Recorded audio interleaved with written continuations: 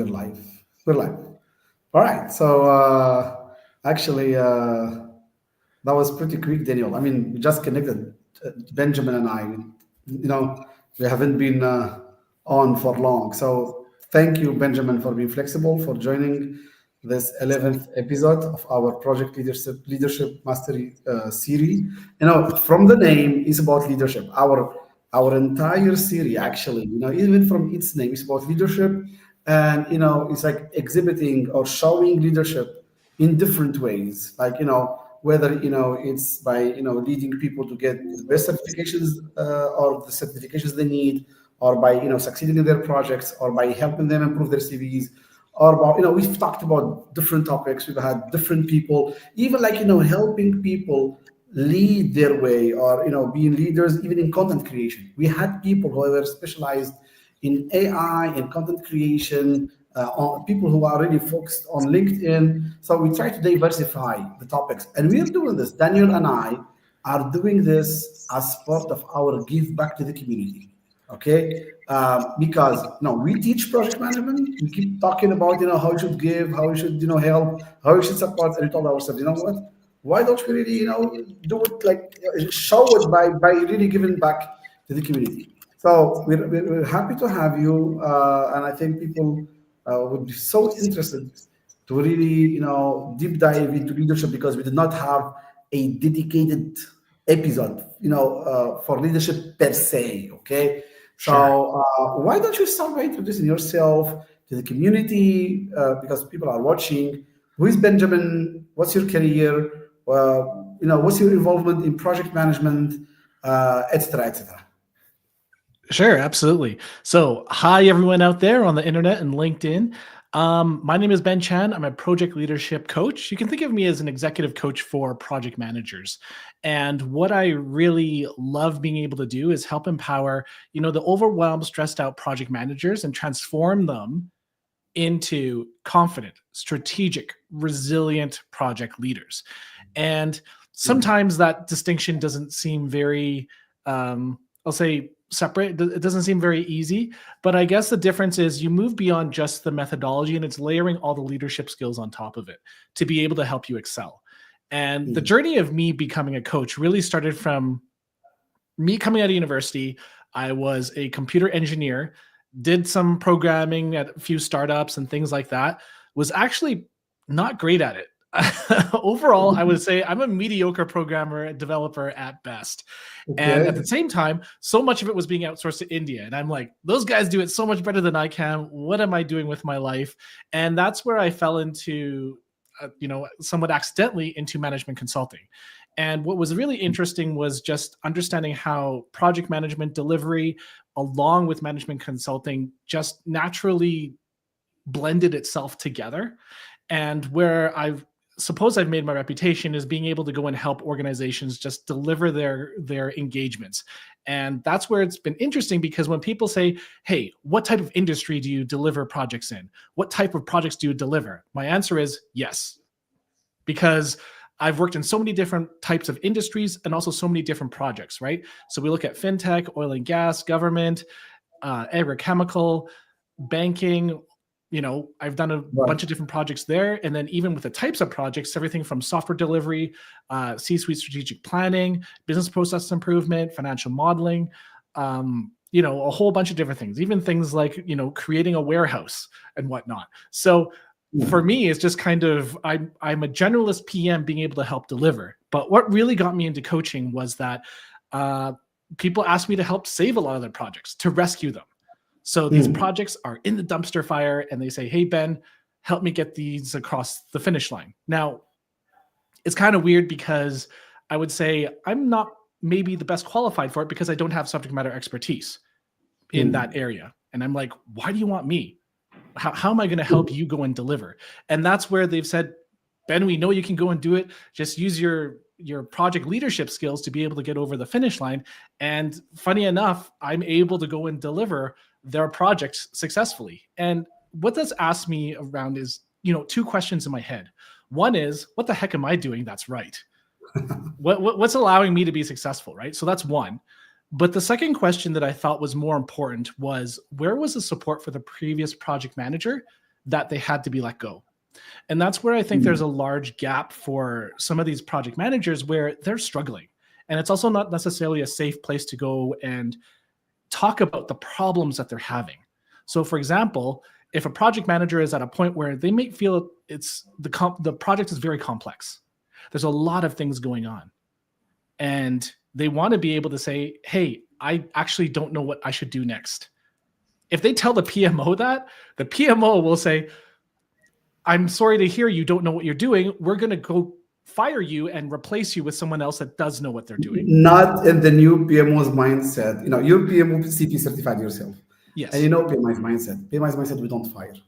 Yeah. We coach, we mentor, we support. So I want every PMO in this world to hear this. Hey, sure. Guys, we don't fire. We give another opportunity. We reassign maybe, but we don't. Yeah. Yeah. And I'd say, because for me, working as a consultant and it's freelance and such, I come in and usually that's the case. So I totally encourage for PMOs to be able to support their PMs better. And what I wanted to be able to do was provide a service to be able to do that for project managers. Yeah. So it's somewhat independent and from the PMO, but it's providing an objective space for project managers to learn, to be able to grow their knowledge, and then also be able to apply it immediately so that they can gain performance within their situation, right? And so for me, that's kind of been my mission of how do I help more project managers move from the project management area of the PMP or certified Scrum Master, and let's put on more skills to help them be more successful so they can deliver more successful, not only for their projects, but for their career and their life. Benjamin, this week, we're having a free PMI PMO CP exam preparation training. I think around 600 people are joining from all over the world. We're doing it for free for everyone. So we've had the first session on Monday, second session on Wednesday. Tomorrow is going to be the third session, 10-hour preparation. Everyone will get their completion certification. Just they need to make sure they join. And we're doing this because we're really noticing the importance of having a very well-established PMO in most of the organizations, because I think, Benjamin, you would agree if I tell you, we cannot actually succeed I think all organizations will have projects at a certain point, whether sooner or later, they will definitely have projects. And, whether it's a transformation, it's a transition, it's a new product creation, whether it's a change, leading a change, whether, it's just making some improvements, I think all of that is qualified as projects, and organizations do need project management, whether it's project managers, project management office, etc. As a consultant, do you, how much is the awareness in the companies of the importance of project management and project leadership?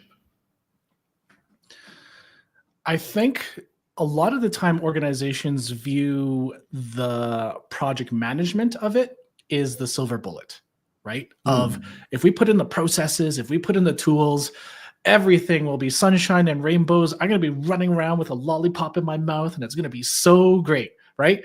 But the reality of it is that the leadership portion comes in when we talk about building the right culture to be able to go and accept it and having the right mindset on it. So we know Agile, there's a lot of Agile coaches out there who help with the Scrum Master pieces, but I think even from a PMO perspective, there needs to be a culture built around project management. And that's where the leadership portion comes in, of leaders being able to go and say, hey, this is what we're going to do. Here's how we're going to help. And I think there's sometimes a mentality of like, let's leapfrog this and go with processes and tools, but it won't matter if no one uses it. It won't matter if everyone uses it incorrectly, right? And everyone then tries to go and game the system somewhat to be able to go and show that they're doing well, but maybe they're not, right? So that's where I think the leadership portion couples very well from with the project management side, if we're able to understand it from a human perspective of how do we do it together and not have it just done to me, right? And I think a lot of mistakes, I feel like I'm rambling here, but I feel like a lot of mistakes here are people want to go and say, well, let's do what's best practice. And there's also an implication that if you say that that's best practice, then everything we're doing right now is garbage. It's poor practice, right? Rather than understanding what is it that's fit for purpose for our organization. And that's part of, like, I know the PMOCP side of what do we need to help us move forward, not what do we need best in class of. Right. Right. Yeah. So, Daniel, just allow me to ask this question. Go ahead, jump in, man. Ben, it's actually two questions in one, two in one. Okay, I gotta listen carefully then. Yeah. What's, for you, what's leadership? And I know that, some time back, maybe not so back, you were involved with PMI, Right. And, that's great, really. People like to give a lot, like yourself. So how, besides defining what leadership is, what do you see, for whatever practices we're gaining from PMI, learning from PMI, which ones are truly applicable in companies' environments, in project environments, and which might not, or companies are not yet ready to receive and to apply? That is a very complicated question. But let's start with the first one first, around what is leadership. So I think part of leadership, and this might be multi-part, is one is you have a very good understanding of yourself, and then how you're able to go and guide others, as well as things that need to be done in the best way possible so that people are engaged and motivated, hopefully, and then understanding how does that work within that culture, right? So one of the pieces that I guess from I'll say from the perspective of let's say leadership stereotypes of, hey, I gotta be like this person to be the leader, right? Let's say, like, whether it's like Steve Jobs or Elon Musk or whoever it is you want to go and think of, and saying, I want to go and model my leadership around that. And I think it's dangerous, because then you say, well, I got to take on their traits. I got to take on all of the mannerisms and how they execute it. And suddenly from a leadership perspective, it's like, hey, we're following this playbook.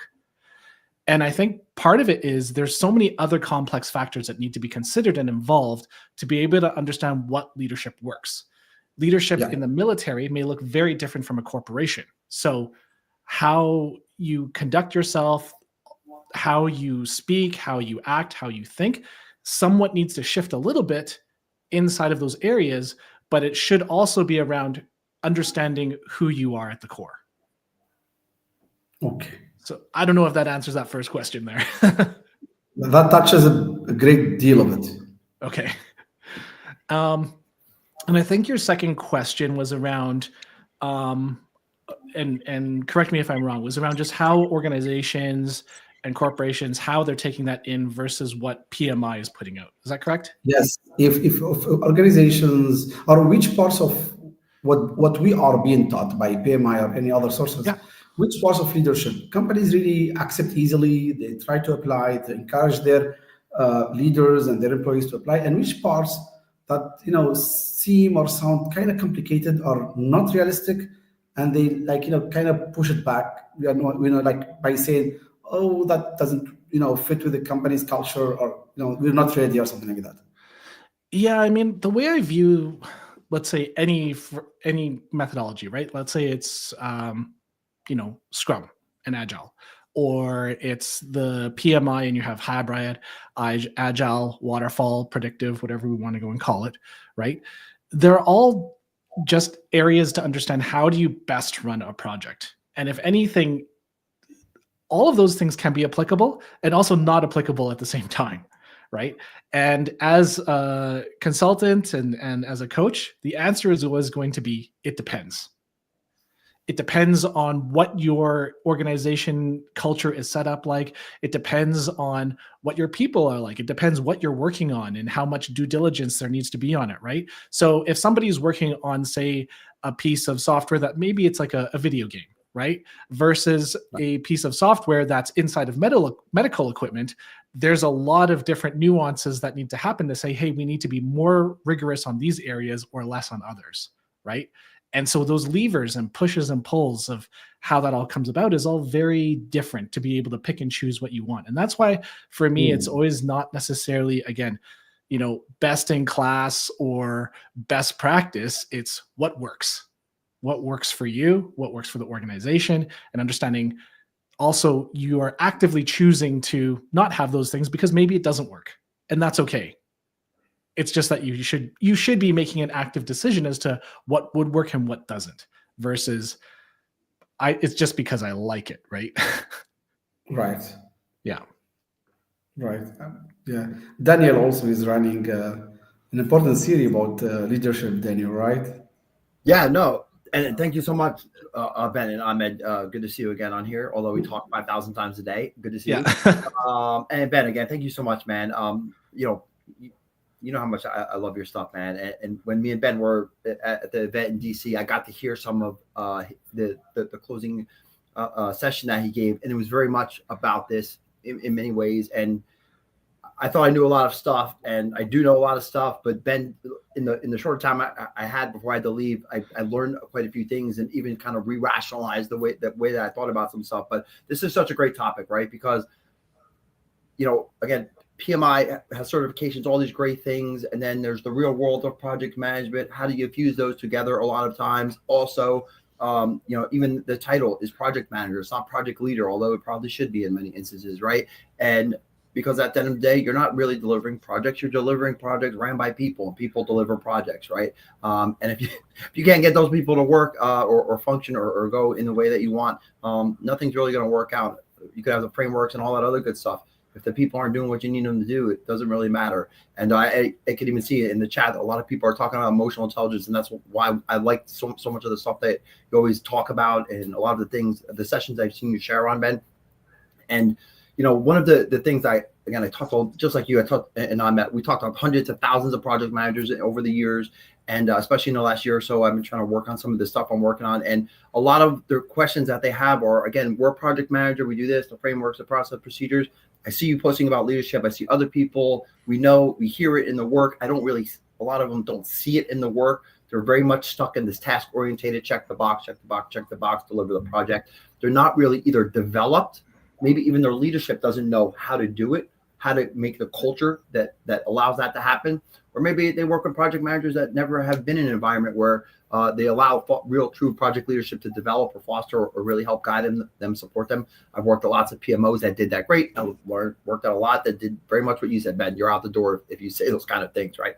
So one of the questions that in preparation for this, I had two of my coaching clients I was talking to this weekend. We were going back and forth about the difference between project management, like being a manager in general, but project management and project leadership. And some of the questions were like, they clearly understand that there is a clear difference between the leadership and the management, although they do need to work together, of course, to deliver projects and all the other things you just mentioned. But it's like someone starting or maybe developing, or maybe 0 to 5 years, maybe they don't have the experience, they don't see it in their own world. How do they develop themselves from your perspective? How do they start developing that either at work, maybe resources outside? I've looked long and far. I can't find many that there's a ton of leadership stuff, but there's not really a ton of even the EQ stuff. There's not a lot of stuff that specifically deals with our world. Although a lot of it applies from general leadership, we do have different challenges within the project manager world. Again, lead without authority, right? We ordinarily. I think we lost Daniel, right? No, he's back. He's back. Yeah. So what would you kind of suggest to someone just starting out or earlier in their career, or trying to figure out, what are some steps that they could do, even if they have no support around them, especially if they want that, to kind of develop the leadership role as opposed to just being a task checker? Okay. So there's a lot to unpack there in terms of all of those different elements, right? So when you're starting out, and I'd say, because I mentor a lot of people coming out of master's programs as well. And part of it as they enter into the workforce is, hey, I want to know exactly what I'm going to do. You tell me what it is I'm going to need to do, and I'm going to go and do it. And part of it is going to be the mindset. How do you navigate some of this ambiguity of the unknown, of you don't know? And that's going to be both from the project perspective as well as for themselves, right?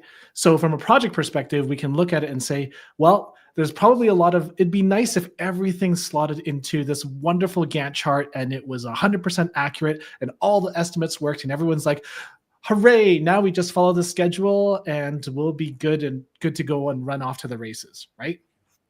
But there's going to be tons of things that we don't know. And so being uncomfortable with the unknown is one thing, right? From a mindset perspective. And then the next piece is then how do you navigate that, right?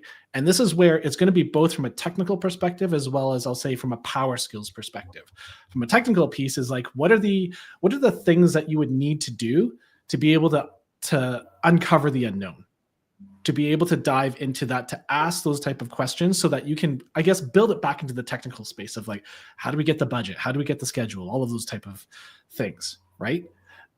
Even the things around how do you know then from bridging over into the more power skills perspective is how do you know you're going to make the right assumptions? And you're not necessarily going to know that. A lot of it sometimes comes from experience. And so you have to be able to go and lay some of these areas out of what are you assuming? Why did you make that assumption? How does this help you move forward? Because otherwise, what I see a lot of, I'll say junior project managers get stuck with is they don't know, so then they stop. And they just be like, I don't know what it is. Okay, well, what are you going to do? I'm going to wait for it to somehow happen, and then we can kind of continue moving forward. And by that time, you then start to see the schedule slip, stakeholders get unhappy, leaders get unhappy, all those type of things start to go and result because they're just like, I can't do anything because I don't know enough, right? So being able to go and understand from a power skills perspective, how do you go and work with people to dig up some of these answers? And not sure if people know out here, I love asking questions. So as a coach, it's always my job to ask people questions, ask deeper questions to uncover some of these areas that, hey, if we don't know it, what will we need to do to be able to know, right? Then this becomes another set of action items or activities we need to work with, right? But it's all to be able to go and then say, how do we build more of that confidence in what we're delivering? Now, that's from the project perspective. Now, if we look at it from an internal perspective and this is hard, is you got to know yourself. And I'll say, I didn't really, I think, fully understand myself until I'd say 5 years ago, okay? And just as a hint for everyone, I'm in my 40s, okay? I might not look it. I just use a lot of oil of Olay. I don't know what it is, just moisturizer or whatever it is. But I didn't really truly understand how I was thinking, what my mindset was and my motivations until 5 years ago, right? And so even going through a lot of the trials and tribulations of projects and whatever, you kind of run on autopilot of like, I just need to do this. But you're not thinking about how you're thinking. Do you understand what drives you? Do you know what your values are? Do you know why you do what you do? Right? And those are all very difficult questions. Ben, let me jump with one question. You said, sure. You got to understand yourself. Now, let me ask you this. In your opinion, is leadership impacted by the person's personality? Maybe also cultural background, maybe also ethics? Absolutely. There's so much that is derived from an internal piece that will impact how you show up as a leader. And so someone can be equally impactful and as effective in their own way as someone, let's say for me, Canadian born and raised, from a Chinese immigrant family, than say someone else that might be from the Middle East and raised inside of their own culture, right? That they can still be effective leaders, but the way they show up is going to be slightly different. But different doesn't mean bad, right? It just means that they're going to express themselves a little bit differently and work through it. Now, there are going to be common similarities around what makes it, good or bad. For example, whether you're yelling at people and embarrassing them in front of other people, right? Obviously, that will have a negative impact. But the nuances and details of how you show up, that's what I like to go and bring out inside of my clients to be able to understand what is your leadership that you want to bring to the table. You don't have to be a Steve Jobs. You don't have to be a Bill Gates. You don't have to be an Elon Musk. You got to be you. And there's going to be common traits that are good in terms of what leadership is, but then it's also the piece of like, how are you analyzing your thinking to be able to say, how do you show up as your own leader? Right. People say a lot that, I mean, it's not just because of the comments, but Sure. it's everywhere on LinkedIn. Everyone says leadership is about emotional intelligence mainly. Well, you know, I'm a PMP trainer. I Sure. help people get their PMP certification. I've been in the project management industry for almost 2 decades. Of course, I know leadership is not only about Right. emotional intelligence. It is not just emotional intelligence. It's about a lot of things. But usually I ask our guests, to share their points of view.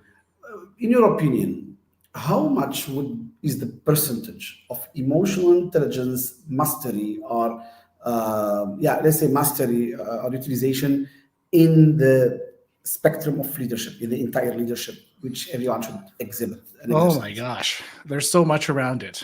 Hmm. I'm not sure I can even put a number on it, but I'll throw one out and then we can debate the number and see if it naturally adjusts. You don't have to give a number, just approximately things like, is it a quarter, a fifth, a third?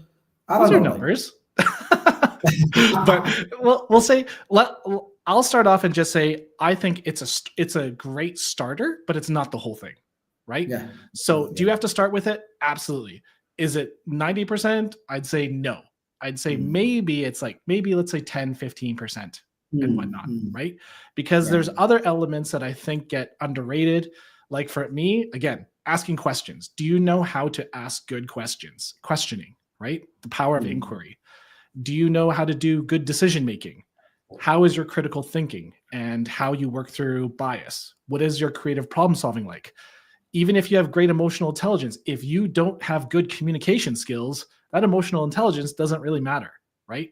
Because it's going to be on how the audience receives it. So with all of those skills, like leadership is such a large umbrella of other skills that lie underneath it, that I think even if you work on emotional intelligence, that is only one element that then helps you engage your thinking to do better action. That's how I view it. Right. Yeah. Actually, just numbers on the internet. It's between 58 and 96%, depending on which research you look at. Okay, so mine's a How lot. much? It's with IQ, of course, IQ, and then the technical components all combined to make the 100%. It says 58 to 96, and that's from Harvard Business Review and 3 or 4 other magazines. Just research done in the last few years. Of course, it requires also, like Ben was saying, like this. That's the bottom that requires IQ on top of it, technical, all the other stuff to really make it work. But yeah, that's the numbers. Sorry, I just want to throw it out there. I was looking up while you guys were talking. No, that's okay. I'm sorry. So someone had to do research on this before, right? Yeah, and I'm going to get fact checked later and be like, that's a low percentage, Ben. Only 15%. I'm like, I told you I didn't want to put a number on it. Instead, are actually at least emotional intelligence based, or the core of it is emotional. Of course, creative thinking, analytical thinking, that starts to separate out completely. But listening and stuff like that, of course, that's emotional intelligence, if not wholly, partly. And a lot of those other things, like you said, you can have great emotional intelligence, but if you don't have the communications, which is not really so much emotional intelligence, but the underlying components of it that's really more of, the outside. But it also is, because it's part of social awareness, relationship management, self-management. That's where you start to break outside of yourself and go out. So that could also be a part of emotional intelligence. Right. Yeah. Exactly. I have a question, Ben. Sure. What do people learn first? Do they learn management first, how to manage, or do they learn how to lead first? Now, when I say people, I mean even since we were young kids, like 3 years old, 4 years old, 10 years old. What do people learn first, like intuitively, naturally? How to manage first? They learn it, or how to lead? I'm going to lean towards manage first. And the reason is you have to learn how to go and do something well. Now, here's where I'm going to be a bit of a contrarian, where a lot of people from a corporate perspective will promote those into management positions because they do things well, which is a fallacy. in my opinion. Just because you do things well doesn't mean you're able to manage people to do the same thing you do well. And then the other element is then how do you lead people, right, to do those things well? So it's it's a little bit of a different question. So I'd say the first thing that people will learn is how to do, and then they will learn how to be able to manage, right? And I view that more as from a process perspective, from an operational perspective. How do things work so that they work smoothly? And then the leadership portion that they hopefully will learn and supported are how do I help these people do it better? How do I help them continue to do that well? Does that mean that when we're born and we start growing, in the neighborhood with our friends, the kids in our age, then, we go to the school, then the middle school, then the high school, the university. In all of that journey of 17, 18, 20 years of our lifetime, does it mean that we were not born with basic leadership, emotional intelligence skills? I don't know. I'm only asking. I would argue to an extent. I'm always going to caveat all my answers. The people aren't really taught to be aware of their emotions, because even if we look at it from a neurological perspective, right? We have our brainstem, it just keeps us alive. Our limbic system is where a lot of our fight, flight, freeze, fawn reactions come from, right? And then we have the neocortex, which actually does the deeper thinking in our cognitive functions. Now, the thing is, not many of us, I'd say, are necessarily taught about how to manage our emotions. We kind of get chastised or we get punished by our parents if we act out of sorts, right? But that's because our limbic system kicks in. Yeah. And so I would say as much, and I think this was from a Gallup poll in 2016, where they said only 1 out of 10 people have natural leadership skills. Okay. And that means 9 out of 10 people are just figuring it out. We're all just winging it and just being like, well, I've seen this on TV. I've seen my parents do this. This is the type of leader that we need to go and be. Right. And so if we look at the amount of training done for and learning you do in school, right? How many schools do you know of in, let's say, even elementary school have a leadership course? No. Honestly, I'm right? We do math, we do science, we do all these things. How about even the things when you talk about social studies? Are you studying how you socially interact with people? Not really. No. Right? Are you working through and understanding how do I regulate my emotions? Do I understand my emotions? I don't think they paid much attention, or they didn't give much attention to that, really. Right. No. Not really. Even I remember we had classes at the university, about entrepreneurship, but it was all about numbers, money, income, cash flows, all of that. I don't remember a single word about leadership, really, to be honest. Right. Exactly. And I guess that's kind of my point, is that no one is helping people understand that at an early age. And so then it's either up to the parents, or they're learning it from other formats, right? Maybe they're reading, God forbid, maybe they're learning it from TikTok. I don't know. Can't talk about the new generation right now, yeah, maybe. Yeah, exactly, right? Yeah. But what are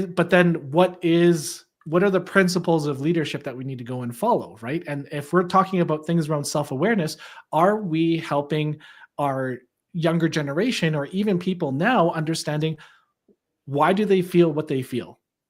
Right? And what happens is that if people don't understand that, that's when bad things happen. They lash out, they do something bad, hurt people, right? And if you don't understand it, then even from a professional perspective, I know there's things like counseling and whatever from a personal side, but from the professional side, you could do something that you regret. And I'll admit, I've been in those type of situations too, right? Bad news comes in. Somebody doesn't do what you wanted to be able to do, and you get angry. Why didn't you do it? How come this isn't on time? You're going to stay the weekend and go and, continue to go and work on the deliverable to go and get it done because we got to go and hit the deadlines, right? So then all of these things start to go and come in, but no one's talking to them and saying, hey, how are you feeling right now? what should you do? Mm. Right? Are we having the right type of training and support from a leadership perspective to process those type of things? Right. And for projects, I'd say it's almost to an extent even harder because you don't have authority, you don't necessarily control the culture, and you have so many different cultures being involved, right? And by cultures, I mean like you could have someone from marketing, someone from IT, someone from legal, then they're all part of your own project. Each one of those departments has its own culture as well, right? And you also don't have time. You don't have a director coming in could be like, well, I got 3 years to be able to go and establish my department. Whereas when I come into a project, I have weeks to get my project team running, to be able to go and show value. So that runway you have is a lot shorter. And so that's where it becomes even more important, I think, for project managers and project leaders to be able to understand that. And so when we talk about, do we think they're born with it? I would want to say no, they don't, because there's so many projects that I've had to go and rescue. And a lot of it is not because of the technical skill. It's not because they can't put a schedule together or put a budget together. That's not the problem. A lot of the time it's, I can't work with this person, or this person doesn't know what they're doing. And that's not an indication of the technical skill. It's the leadership skills. Okay. All right. That was good, Ben. That was good. I was like thoroughly sucked into that, man. Like that's why I love me and Ahmed have some of these conversations also. Like I'm so into the stuff that you're doing, because obviously I'm doing something similar, a little different, but very similar in a lot of different ways. And even when I was researching for the course that I put together, I looked at tons of data. 58% of businesses in the next 10 years, they're going to invest in emotional intelligence and leadership training, something they've never done before. World Economic Forum, by 2030, 5 of the top 10 skills are emotional intelligence skills, which of course wrap themselves around leadership one way or another. Of course, AI is at the top. But at the end of the day, I wasn't born like that. If I showed any emotion, I got yelled at. I don't want to say what else, but I got yelled at, to say the least. And our emotions were squashed. We weren't trained in school, all my degrees, colleges, university, none of that. Like Ahmed said, it was all numbers, science, math, budgets, this, that, and the other thing. And it never teaches you. But then you take it out into the project world, like you said, 3, 4, 5 years, a year or two, leadership usually gets those things. We sometimes have that minutes, days. I've been projects dropped on me in seconds. Get to this place right now. You're taking this project over. Literally, it's down the street. Go right now. How do you drop yourself into that environment, deal with 5,000 personalities, cultures in the organization, culture within the different teams? It's not easy. And there's not that much training available for our world specifically. Again, there's lots of it generically, but not in our world where we don't have so much control over so many different things. A leader ordinarily has control. They have a budget, they have teams that could hire, fire, they could do all that and kind of change the pieces around. We don't have that luxury most times, right? So we have to come into that environment and kind of be ready to take on the brunt of everyone's emotions, everyone's feelings, death in the family, dog died. It doesn't matter what it is. Like they're all bringing that stuff into work. And then you have your own stuff that you're bringing into work. I'm 51 years old. It took me till I was 46. And so I actually started realizing when I got with this mentor, he started making me journal. It took me about a year till I finally started to see how I actually tick, why I say these things, why I treat these people one way and these people another way, or why I make decisions or how I act in project. Like that, how when I started to refine it down to the individual tasks and things I do, it was insane. The what opened up to me, and it let me step back, and of course reverted back onto my project team, and it changed everything. It's not perfect all the time. I still have stress. I have life, kids, wife, all that, just like most people. And but yeah, when you come into work and show up, you're taking that in with you, and so are they. And now you have to all work together, and hopefully work on all that great technical stuff and the frameworks and the budget and But before you even start that stuff, all this other stuff is happening, and it just project managers. I don't know. I'm harp on this too much sometimes. I just feel like that we're doing ourselves an injustice sometimes by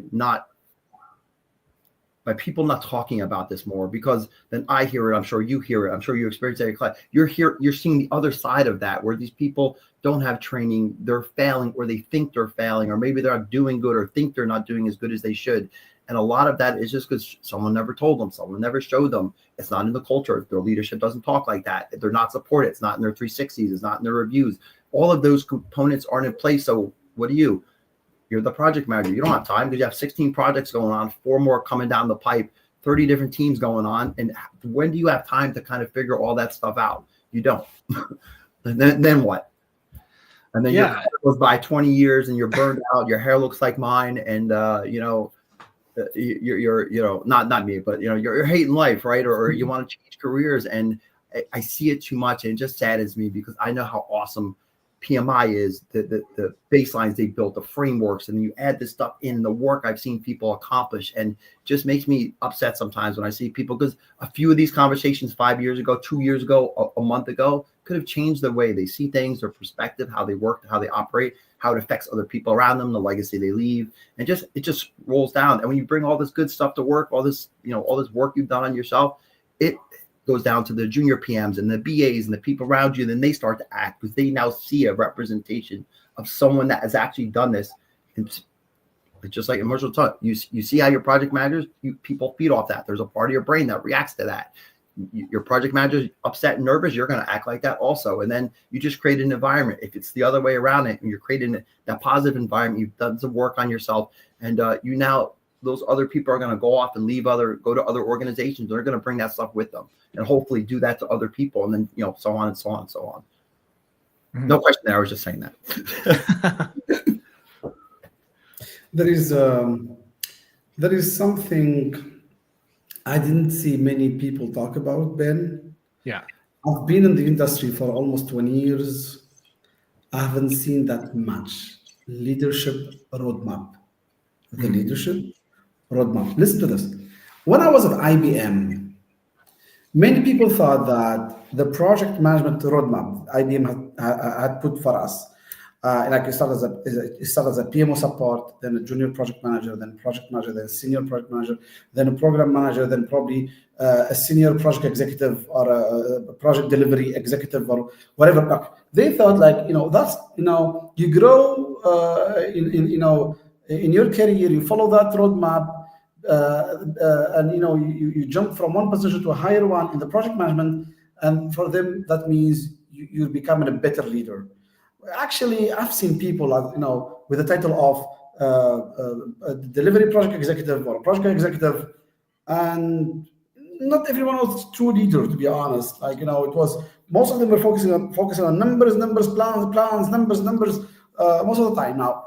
And I told you, in these 2 decades almost, we've read a lot of books, we've had a lot of training, we've followed a lot of podcasts, etc. Not so many people talk about leadership roadmap. I'm talking about leadership, not positions, not titles, not certifications, leadership roadmap. What could be a leadership roadmap? I don't know if you ever had this term before, if you know it, if you have ever seen it, if you have ever had this question, even if it's the first time for you.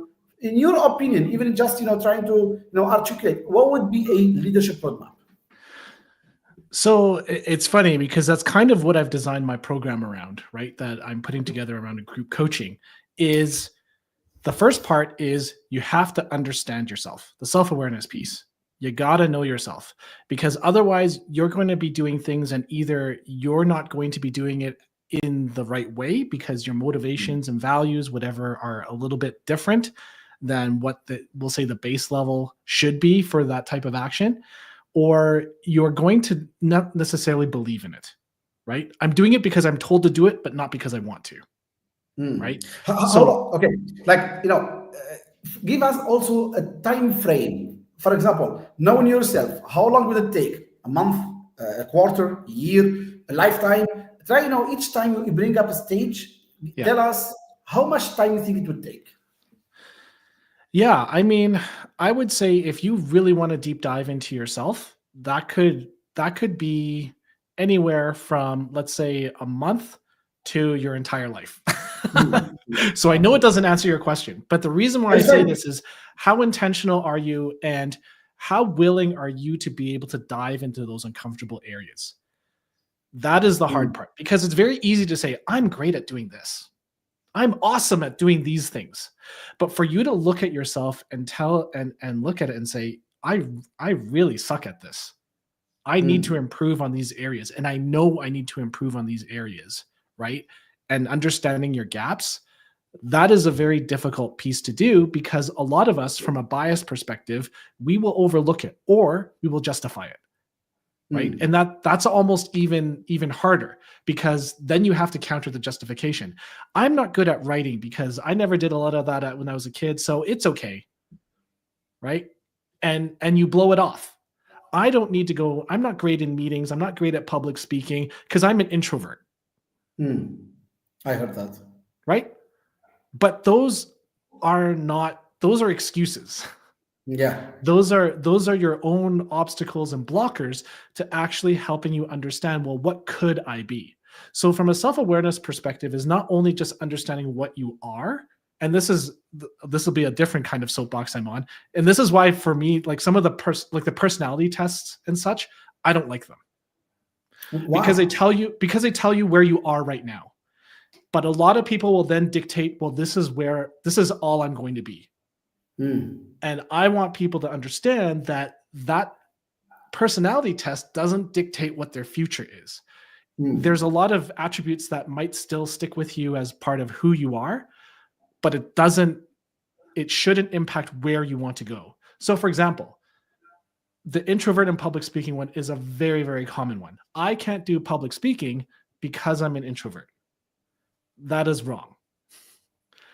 Yes. You will have a different path and a different challenge than maybe someone that's an extrovert in terms of public speaking. But it doesn't mean you can't do public speaking. It's already an assumption you've made and baked in because of what you think is a pre-existing condition. And I'll tell you that because I am an example of that. Yeah. Right? You go back probably 3 years ago, I couldn't do public speaking at all. I would be standing in front of a stage, and I'd have a shaking piece of paper. I'd have so much trouble reading it because it was shaking so much, and I'd be stuttering through the whole entire piece. Right. Yeah. At some point over COVID, I said, I need to learn how to do public speaking. And yes, I'm an introvert. And yes, my heart is pounding and I'm sweating and all of these type of things, but that doesn't mean that I can't do it. It just means that the challenges that I'll have are different. And so from a self-awareness perspective, the first part of the roadmap is understanding yourself now and then saying, well, what do you want to be, right? The next piece is then, where do you want to go? What is the next identity that you want to go and shift to? And then it's understanding, well, what are the skills? What are the knowledge pieces that I need to go and learn? And the third piece then is, what do I need to go and practice and actually do? Because so much of it, I think right now, there's so much knowledge on the internet, on YouTube, whatever it might be. There's tons of different knowledge pieces out there. And we consume. But if we don't practice it, we won't be able to actually realize all of those benefits that we have stored in our head. Because I think just the same as a PMP, right? People can have head knowledge around, what the critical path is and all those type of things, but they're going to realize it's a lot harder once we try and apply it into real life. And that's really going to be the critical piece, right? Of actually doing it. And then you go into, I'll say, somewhat of the Lean Six Sigma methodology of how do you continue to improve? Do you need to change your goals? Are there things, am I doing it well? What would I need to do better, right? Having a good feedback path to be able to improve. Okay, interesting. So I liked a lot the point you mentioned about the personality tests. You see, probably 10, 15 seconds before you mentioned that, I was telling myself, my next question to Ben would be, do people change personalities over time or grow personalities over time? And if yes, how does that impact their leadership styles? And you just said it. Yeah. Taking, for example, Myers-Briggs personality test right now, it will tell you where you are right now, who you are right now, what color you are right now, what kind of personality you are right now. Okay. But are you going to be the same person the next year or in 5 years from now, in 10 years from now? For example, myself, I'm not the same Ahmed just 5 years ago. Right. 15 years ago. I don't mean I have changed 180 degrees. No, maybe, some parts of my personality have, evolved. Others, have sunset. Okay. Maybe I have new new parts of my personalities which I have either acquainted or they just came to the world just out of the blue. Okay, I know that they exist in me. I know definitely. Being almost 42 years old, I'm not as I was 24 years old. Okay, I mean, I would say probably 130 degrees different, probably. Okay, so people do change personalities, and that definitely impacts the way they see things and lead. Maybe because of the time, of the maturity, of the age. So probably that brings us to this question, which is, can leadership be impacted by the age? So is there a difference in leadership styles and application between someone who's 25 and compared to someone who's 35, 45, 55, or 50 or whatever? That's a tough one, because I know people will say, yeah, experience will play into it. Absolutely. Right.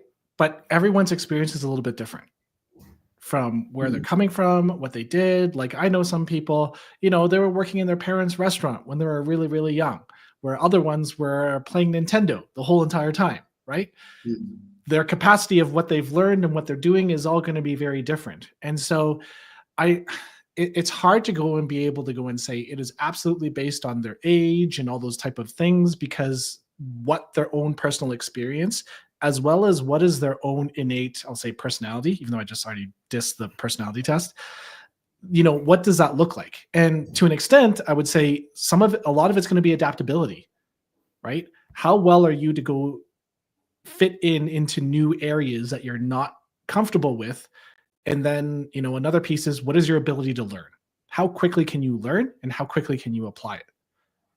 So, for example, for me to be able to learn a new project, I can't be sitting there 2 months trying to process the project charter and all the documents and all those things, right? Like, I don't have time to be able to do that. But I need to learn the most essential things within, the first week. And then the second week is understanding what are the large gaps and how do I help to go and deliver within the project context, right? And can anyone do that? Absolutely, right? I would say you can, but there's sometimes, our own blockers. There might be our own ego that gets in the way, right? Of, hey, I think I know it all, so I don't need to go and learn it. I don't need to adapt because I know what's best. I'm sure we've seen that sometimes in some of our projects and some of our project managers as well, right? Some of our leaders. Don't question me. I know what's going on.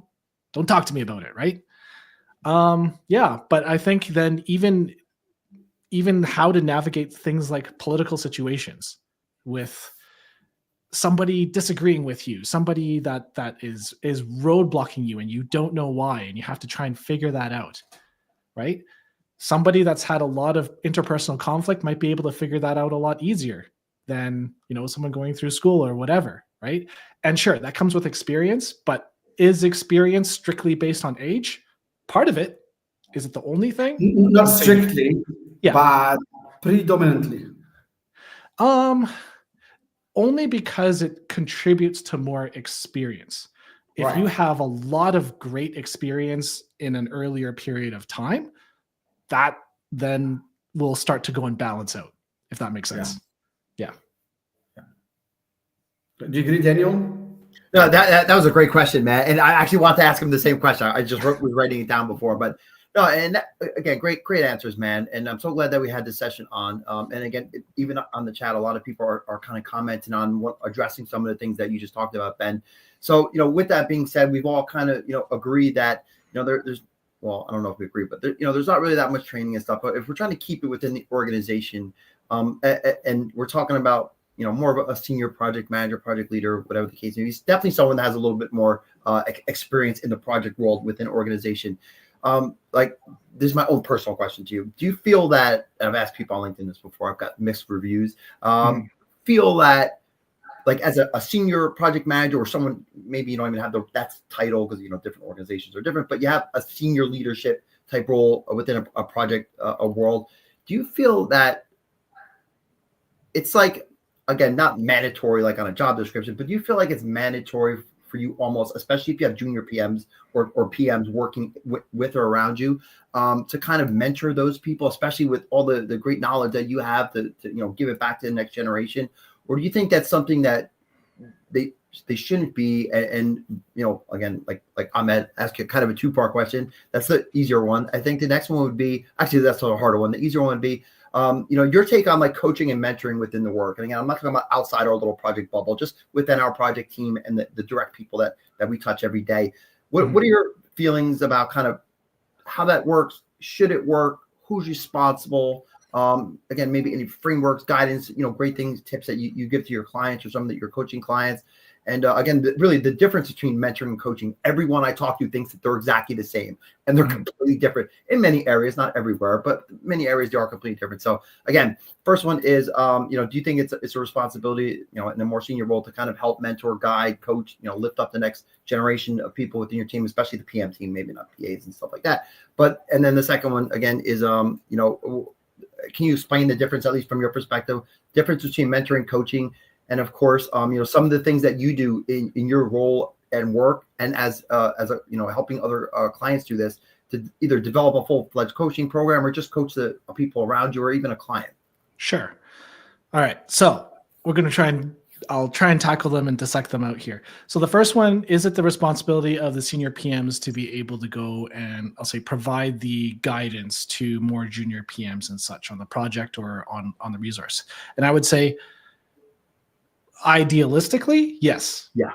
Practically, I also find it very difficult, right? And this is where, from an organizational perspective, the organization or client that has hired you in haven't hired you in to be able to mentor. That's not what you're there for as a primary reason.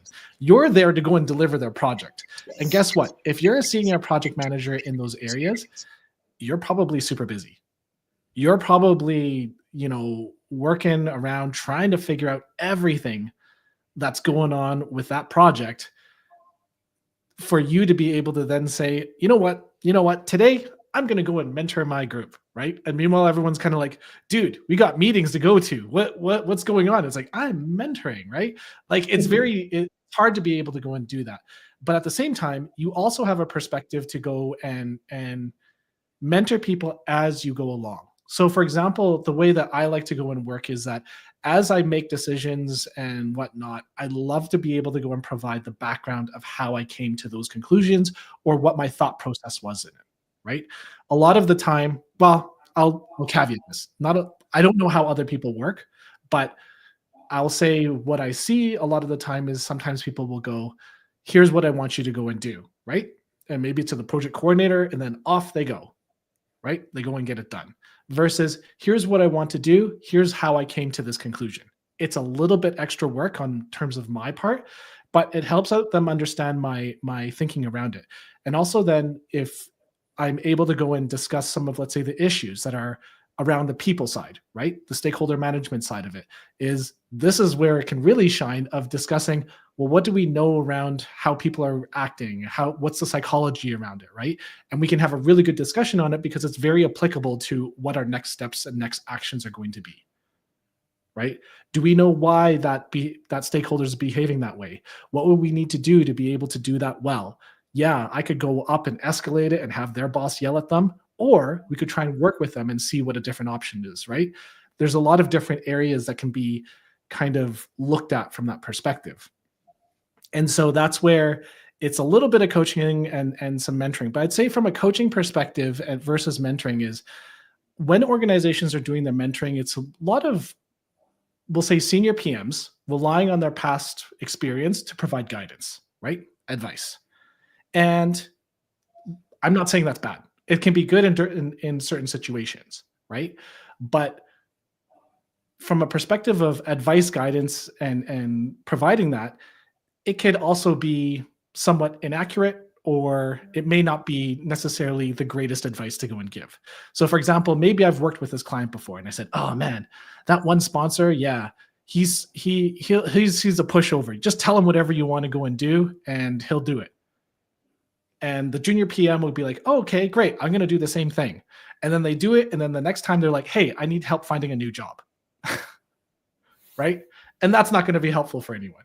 So when we think about some of these areas from a coaching perspective, one is it has to be very explicitly drawn out to be able to say, this is coaching.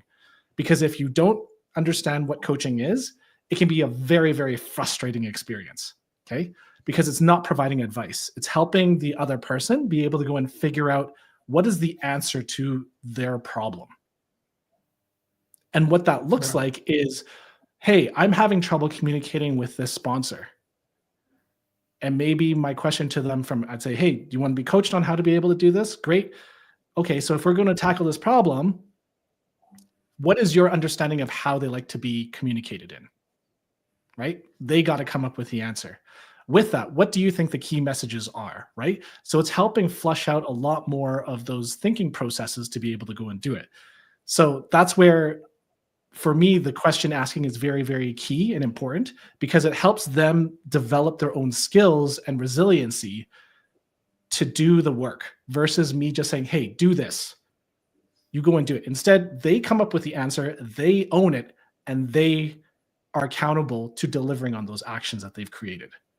So it is a little bit different. And that's where like my group coaching program is very much so of like, I'll provide you the foundational knowledge of, leadership concepts you should understand, but I'm not going to tell you how you should apply it inside of your environment. Instead, you're going to come to these group coaching sessions. We set to a goal and we say, hey, what do you think is the best way to go and apply them? Because I don't know your sponsors. I don't know your stakeholders.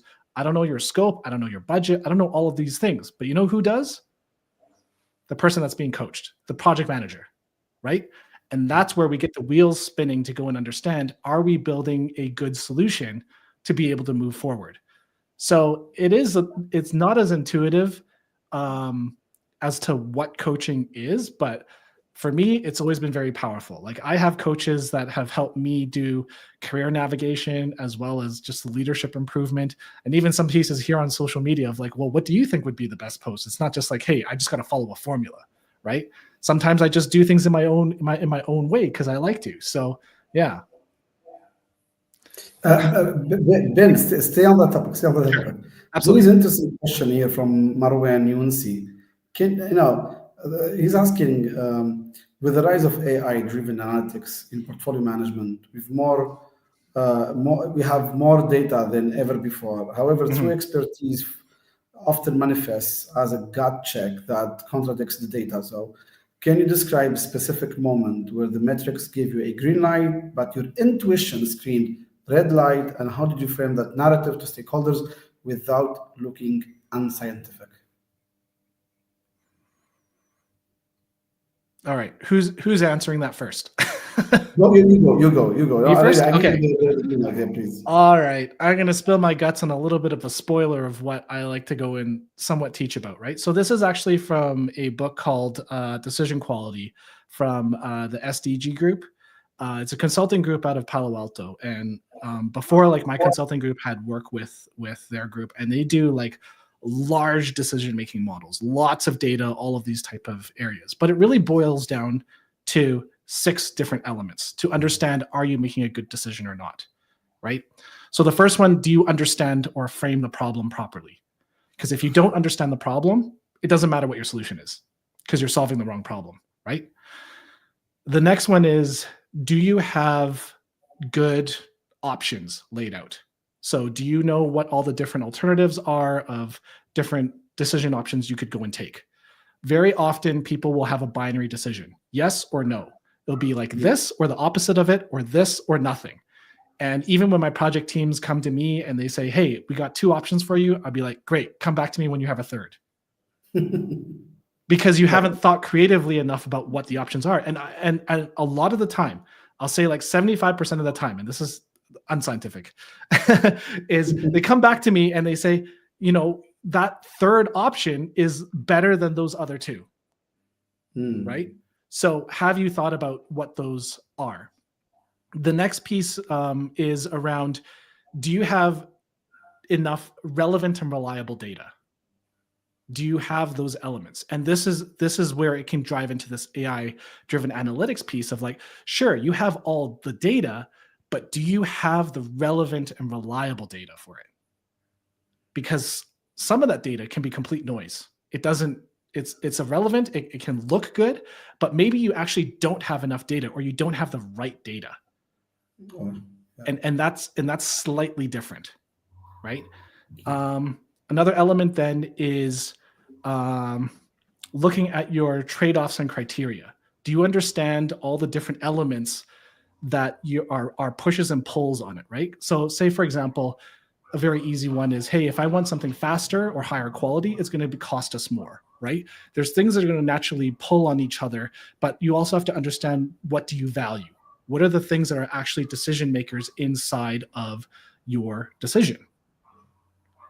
Then you can look at logical thinking. Have you thought through this logically? What are the things and steps that you've done throughout that analysis process to drive you towards a decision? And the last one is, what is your ability to actually carry out the decision? Because if you don't ever carry it out, then the decision doesn't matter either, right? So when we talk about the pieces around the gut check elements of it, that probably is an indicator of there's something in your experience that says there's something missing here. There's a red flag. So try and identify it. And it might not be in the data set that's presented. Again, the relevant and reliable data. So then there might be other elements of data that you need to go and pull in to be able to bring that forward, because there's an indicator for you based on your experience that something is going wrong. A gut feel is not necessarily logical thinking until you can go and dissect it a little bit more of what is triggering that red flag. And I'm going to harp on this again. This again ties back to the self-awareness piece of, like, do you understand your thinking of why you feel the way you feel? If you have a red flag that's happening in your gut and you're having indigestion, or God forbid, you're having diarrhea, then you know why you're having it. Maybe it was something you ate, or maybe you're missing an element of data that you need to go and pull that just hasn't been exposed yet, that you know will impact the success or the value of the project. So that's my spiel. Good one. I appreciate the one, really, the focus on the data, yeah. Daniel, let me pull one more question, please, from the audience. I don't know who asked this. I cannot see the name. It just shows me a LinkedIn user. This person is asking, is there a specific leadership approach to use when a team is not supportive and creates obstacles? Usually I would advise them, start by understanding the root cause. Why is the team not supportive? Why are they creating obstacles? We need to understand the why, because once we understand the reason, then we can, try to establish an action plan. Okay. But what's your view on this, Ben? For me, I would say you start off with listening. But that also has to be coupled in with, what question are you going to ask them to be able to elicit a good response from them that they feel safe, right? So this is where it can be easy to provide a really simple answer, but there's so many different elements actually involved with it. One is you got to have psychological safety around it, that they feel like they can share. Because even if you ask the question, why are you not supportive and why are you creating all these obstacles? They're going to look at that question and go like, I'm not answering that. I'm just going to tell you a whole bunch of lies, and they'll either outright deny it, or they'll give you the wrong answer, right? Because they just want you to go away. But then you got to be able to go and listen as well, as what are their answers telling you? And again, my favorite one, what question are you asking? Because even if you ask, why are you not supportive? Why are you creating obstacles? Oh my gosh, I would be so defensive. I would be so angry with you of just being like, now you're being accusatory, right? So understanding like how to ask some of these questions, maybe in the situation, is more of something like, hey, maybe you got to provide the context first. These are the observations we've noted within the project right now. We're not progressing as quickly, and it seems like there's a lot of change orders being put forward, perhaps, right? What do you think we could do better to be able to have these, right? And even though I know it's not a direct question, it allows them to continue talking and be able to go and share more, right? And then it allows me to go and listen more to what they're actually saying. And, the key question always to go and ask is, what else? So that curiosity mindset, that comes into play too. So yeah, it's not just one tactic, it's multiple things all coming together. Yeah. Do you agree, Daniel, on this one? Please disagree. We can debate. No. I can agree with everything that Ben said. And again, I literally do the same thing. But kind of expanding on that is, I don't do that ordinarily in the situation. I know that's not what you're explaining either, Ben. I set those relationships and those boundaries up way up front, like way even before you're even on my project team. A lot of times I build those relationships. I create the psychological safety. I have one. I do lots of different things depending on the environment, culture, project, company, and try to build that framework. So God forbid this does come up, which it usually does, at least once on a project, that I've already put myself in a position that where we're not going to have a lot of confrontation. It's going to be a conversation like Ben just mentioned. And again, asking those probative questions. People hate me because I ask so many freaking questions that they want me out of the room as fast as possible. But again, I've already built a relationships with people where already, because of that, I'm coming in 80 to 90% chance. The stress level's already lower than it ordinarily would have been if I didn't do that legwork. And again, the same thing that Ben said, all the things I couldn't agree. That's literally what I do almost anytime a situation, of course, situation dependent, but most situations I deal with it exactly like that. Keep them talking, man. Keep them. And again, so sometimes it might be, you're working with an IT guy that's on 99 different projects and he just can't deliver something. And it's not that he doesn't want to, but he doesn't understand even how to say that to you, that he has so many projects that he just need help. And then there's options that we could ask a bunch of questions, figure out exactly, maybe we need a new resource. Maybe we get 2 more resources, like whatever it is. At the end of the day, having that conversation with those people, man, it gets to the gist of it and keeps them talking. Again, brings the temperature down a lot of times, stops yelling a lot of times, and lets them know you're listening to. Lots of times people just want to be heard. Sometimes people just complain because they want to be heard, or they feel like they're not. Maybe they missed a promotion. They think that it was your fault when it's not. It doesn't matter what the situation is, but at the end of the day, literally doing what Ben said is a win for me all the time. Never had an experience where that didn't work.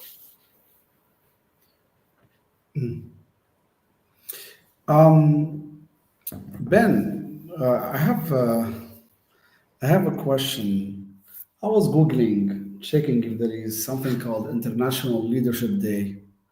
Well, there is no specific International Leadership Day. There is International Leadership Week. There are other initiatives, but I think leadership can be manifested in almost everything good we do. Really. Sometimes, seeing someone, helping an old lady crossing the street, saving, a small kitten, from being, smashed by the cars, etc. Yeah, we call that a humanity. Okay. Yeah. Actually, not everyone's doing it. Even if they see that old lady or that small kitten, it takes a little more than humanity. Maybe humanity, mixed with showing your leadership and your that you care, that you're responsible, which is part of leadership, but we covered with a larger umbrella called the humanity. I don't know if you have ever celebrated any international day, an international week, anything international related to leadership, or if you have been part of anything like that. All right. Knowing that this is recorded on LinkedIn and live, part of me, I'll be honest, part of me is just like, no. And also, I kind of don't care, because you should be trying to do this every day, right? And I'll say even things like New Year's resolutions. I'm like, why are you waiting until the new year? Yeah. It's an arbitrary point in time and space that has been decided based off of a calendar that, me being, from a Chinese background, I can make 2 of them. I can fail at the first one on the Gregorian calendar. 1 month later, I have Chinese New Year, and I can redo it because I failed for the first month, and I'll just say, oh, well, I'll just start another month, right? It's an arbitrary point in time. So even this whole thing of like celebrating whatever for a week, I'm like, sure, it's good. But I think then for me it can bring awareness to things. So don't get me wrong. I'm like, if you want to go and celebrate it, go ahead. You can bring awareness to those type of things. But I'm also of the opinion that you can go and bring this in every day, no matter where. And so even for my project leadership coaching pieces, it's not just about delivering for your project, right? I want to help people play that long game of they can do it for their career. They can do it for their life. They can do it with, everyone else around them, that they can be a good leader coming out from the projects, that they can say, well, I'm COO, or I can be a CEO, or I can be a great mother, or I can be a great father. Like all of these type of skills can be used on so many different areas. But that's where, from a leadership perspective, people will find the greatest pain. And right now it might be in the project that they're at, right? Or they want to try and level up how they show up as a project leader and elevate their brand and be able to think more clearly, right? That's a great place to go and start. But I would say keep going. Don't stop. Don't stop there. Don't wait for International Leadership Week to be a good leader. Right. Yeah. It was just you can't be 51 weeks of the year be a poor leader, and then for the 52nd week you're like, I'm here, guys. I'm so good now. And then you get all the credits. Yeah, exactly. Right. What does it take, for people to get out of their comfort zone? Many people are stuck in their comfort zone. Many people could be even better leaders just if they could, learn something new, read a book, join a training. But many people didn't reach that next level of leadership because they never want to get out of their comfort zone. So what's your advice to people who are struggling with that particular problem? Well, I think if you're struggling with it, you're already knowing that you're struggling with it. A lot of people actually don't know that they struggle with that. That's kind of, I'm going to harp on it again, the self-awareness piece. If you don't know you're struggling, then you're not going to seek anything else. You're going to seek that homeostasis where you are in that comfortable bubble and not pushing out a little bit further, right? And that's really the core of it. And where I find a lot of people when they are going into their uncomfortable zone, it's not necessarily by choice. A lot more people are not motivated by choice. They're motivated because of circumstance. They lose their job. They've been promoted and feel imposter syndrome, right? They're put into these positions where they are uncomfortable. And so then they feel, well, now I have to go and do it. I'd say a lot of people are not as proactive to be able to go and seek that help and assistance to drive forward in their leadership earlier, rather than when they are forced to. I've been promoted, or I've lost my job and I need to go and find something and I want to find a manager position, whatever it is, right?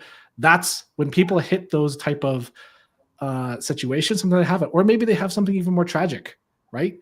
Of maybe something life-altering has changed, of, a family member passing or something like that, that makes them realize, hey, I got to go and do something better with my life. I got to go bigger, go home, right? And those type of things will push them.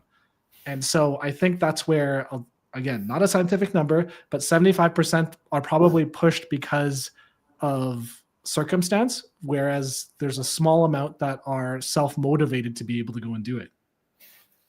Right. Someone is also asking this question. I don't know which one of you guys want to take it. How do you strengthen leadership presence in organizations where project managers traditionally aren't seen as strategic partners?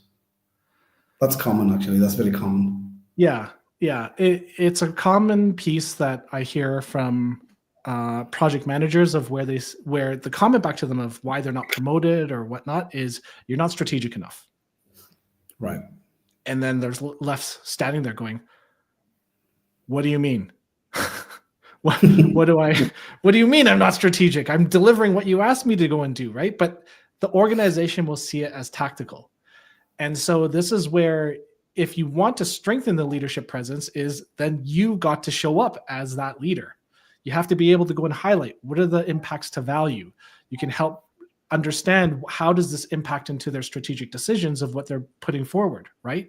So I'll give I'll say somewhat far off example is, let's say a lot of organizations have a lot of their tech projects going forward, right?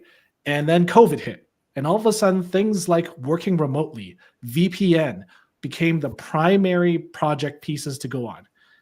And guess what? Me as a project manager, if I'm not working on a project like that, maybe my project gets cut. The difference of saying, oh, I'm just going to do whatever, I'm going to wait for the answer, versus telling your sponsors and such as saying, hey, I don't think my project's as much of a priority right now, given all the circumstances. Here's what I think we should go and do it with it to be able to manage it either continue it or maybe be able to shelve it so it gets taken up later, right? It's thinking ahead to be able to understand how do all these pieces fit together rather than just saying, well, I'm waiting for direction, so I'm just going to sit here. Again, it's that comfort with ambiguity and the unknown. Right. Thank you. Daniel, how is it going, my friend? Good, man. Good. And again, it's funny that you just said that, Ben, because the last job I worked for, COVID, same thing was happening, 9 to 5 every day. I've never not worked in an office my entire life. COVID hit. Next day, well, not the next day, but a month later, all of a sudden we're going remotely. We didn't have any access, no VPN, no Teams, no nothing. And all of a sudden, 110,000 people are working remotely. No one had to did it. I was working on one of my biggest projects I ever had until the one because of COVID. And all of a sudden, I did the same exact thing that you just said. I went to them and said, listen, we got to cut costs. Like the world's going crazy. Of course, I didn't say that way, but we didn't know what was going on. And all I know is that our IT spend was $4 billion a year. And we were going to take a hit seriously. Our company, crazy things were happening, as we all know. And I recommended that we take a switch and reinvest on a project to roll out Teams or some other. It wasn't just Teams. It was a lot of other things. And within 3 days after the project was kicked off, within 3 days, everyone was remote and wasn't working great. But we eventually got there. And then about a year in, when the dust settled, we were fully functioning. We were able to connect with our clients, and everything was back to usual, or back to usual as it could be. We then went back to them with a strategic project to reduce the cost. We identified $466 million in savings that we could get rid of easily. Well, not easily, but by putting a program of about 1,200 projects together. Some were real tiny, some were real big. And we did that. And I literally invented a new job for myself. I invented a new title. I invented everything. And that was the first time ever that I was put in an opportunity to make it. Every other place, I've always been told, you're not strategic yet, because I didn't speak the value of the business. I wasn't thinking beyond my projects or my programs. I wasn't always thinking about what the next step ahead of me was. I was never trying to align the wins, goals, objectives, challenges of the project with what the business was doing today, tomorrow, or 5 years from now. And once I started to do that and realize that, and that's probably, again, it goes back to that 5 years I told you with the self-awareness stuff. I had like the biggest epiphany of my life at 45, work-wise anyway. And it all came to a head a lot with this, a lot with a new mentor. And it changed the direction of my life and put me in a different position where I really not only enjoyed leadership more instead of just hating the term of it, but really got put in a position where I truly understood what it means, and to be a business partner, speak the language of the business, right? And have one step, 1 foot into my project, program, PMO, whatever I'm working on, or my client, and 1 step in with the business, making sure that I'm always walking this fine line where we're aligned all the time, where they know I'm strategically available. I'm not a CEO, but I certainly am the CEO or CFO of my project, and but making sure that all along the walk until the conclusion of the project, that being strategically available. I've heard someone say that term the other day, and it kind of made sense in the way the context they said, not so much the way I said it, but yeah, it just creating that strategic component of that and showing the outside world, especially if you're talking about promotions, wanting to advance, get another role, maybe go to another department, go to executive leadership. You have to be showing these people why you deserve that. And that if you can get there, that you can compete at that level, right? That might not be the right word, but if you don't do that, you're always going to be the tactical PM that gets I've delivered $100 million projects, $500 million. I was never, ever considered nothing more than a great project manager. But it wasn't until that time where the strategic part came in that opened up my own career, but also the way I work, the way I think, the way I lead my teams. And it changed everything for me. Ben, last question. Sure. Probably. Do companies run surveys across project teams, across stakeholders, and different other management members to assess the leadership of a project manager? Do companies run such assessments? I would say not a ton. Depending on what type, this is going to be another it depends answer. So if you're a project manager and you're hired in as a contractor to be able to go and develop, deliver, probably not, because you're in and out. It doesn't matter as much. If you're on staff project manager that's going to be helping continually deliver projects for the organization, then they might do that more. Right? Because they want to know that you can work with the business, you can work with different departments, and that you have success being able to go and do that. Right? Now, for those ones that are doing, let's say, contracting or consulting in that world where they may not necessarily be evaluated, that being said, that doesn't mean you're not going to build a reputation, right? So people will still talk about you. It just won't be necessarily on paper. Right. Yeah, they do. Yeah. Thank you. Thank you so much, Ben. Really appreciate the great discussion. Really, I really enjoyed it. Seriously, I'm being serious. I enjoyed it. There are quite interesting stuff you shared. I'm going to share last advice with everyone watching. Exhibiting, showing, manifesting, practicing leadership is a choice. It's up to every person in this world to decide if they really want to, exhibit, show that leadership, practice it, and how deep, and what leadership is for them. Now, I can advise everyone, if you have ever been under or like reporting to someone who doesn't know how to be a positively influential leader, you don't need to imitate them the day you become a manager yourself. Okay? It's like, don't take revenge from people who report you just because you suffered in the past from someone you reported to. Okay? So you can have your own path. You can, develop your own leadership skills. You can become a better person than someone who made you suffer just because they thought leadership is about control and command, about suffocating people, not giving them space, not letting them grow.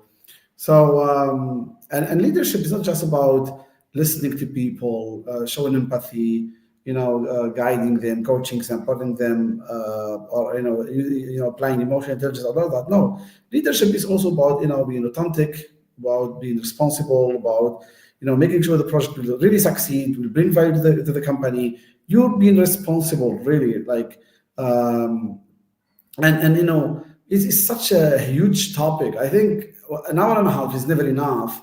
I think we could do this, weekly, Ben and Daniel. And we never have enough. Seriously. Even for me, for my program, I mean, it's looking like at least 8 hours of just leadership instruction on different types of content and foundational knowledge just to understand even then how to use it. So yeah, there's definitely a lot out there. The challenge becomes then, how do you take that and actually use it? How do you apply it? And even if you've had bad managers, I'm like, that's okay. That just means you know what not to do versus what to do, right? Yeah. So, we've all kind of been through those areas. And if you're okay, I'm just going to share a little bit of my program, if that's okay. Yeah. So find me on LinkedIn. I'm under PM Coach Ben. I do have a group leadership cohort starting up in January, where we're going to be concentrating specifically on project leadership skills and building that into your work. So it's very much aimed at those that are in their career right now. They're working, and maybe you have experience from 1 to 8 years of project management experience. I don't really care about the industry, don't care what type of projects, but it's more so, how do you advance your leadership? How do you go and develop and then actually practice it? And so it's coupled with that self-awareness piece, where we're going to do goal setting. There's going to be instructional, I'll say, leadership bootcamp intensive, where we're going to go through the instruction of, here are all the headspace areas of what leadership concepts you need to understand. And then it's going to be group coaching of understanding, hey, how do I use this in my work? Or what challenges do I need to go and work through at work where I can apply these concepts immediately, so I can start to go and feel confident in how I deliver, how I show up, all of these different areas. So yeah, if you want to, feel free to contact me, connect with me. Even if you don't want to connect with me, I'm okay with that too. Thank you, really, thank you. I hope everyone enjoyed today's session, guys. If you liked it, please have a good one, guys. Yeah, please, write in the chat, post about it. Daniel, I think you can have the final word. Yeah, again, Ben is a great guy. Listen to what he's saying. He has a lot of great knowledge, and I'm sure his program is going to be great just from talking to him over the last year or so. But yeah, again, we have a few more episodes on here. Definitely stay tuned. available now from us soon. But like Ahmed said, the chat's available. Leave comments. Me and him both go back and answer comments. Answer comments. So if you have a comment, didn't get it, you watch it afterwards, leave a comment. We'll go ahead and try to take care of it for you. And thank you. I'll share a teaser. I'll share a teaser with everyone. I think since next week, Daniel, is going to be the last one in this series, the Project Leadership Mastery series. We're going to have a very, very special guest. I really hope that you people will turn in numerous, because it's going to be really a very special guest on a very, very, very important topic. And we're very glad that it's a lady, she accepted to be with us, because she's going to share with us very, very, very important information. So we look forward to next week with everyone. And don't forget, next week we're starting a new series. For the first time in history, I think for the first time in history. I've never seen anything like it before, so definitely. I have never seen something like it before either, And I think it's for the first time in history, almost the entire core team of the PMBOK 8, almost all of them will be part of a new series launching next Tuesday. Okay, guys, just stay tuned. I already shared the post about it today. I think you're going to like this a lot. For the first time in history, almost the entire team is going to be with us in a new series of 5 episodes, deep dive into PMBOK 8. Stay tuned, everyone. Thank you so much. See you next week. Have a nice rest of the evening. I'm ending the stream. Thank you, everyone. Thank you, Ben. I really appreciate this. Thank you.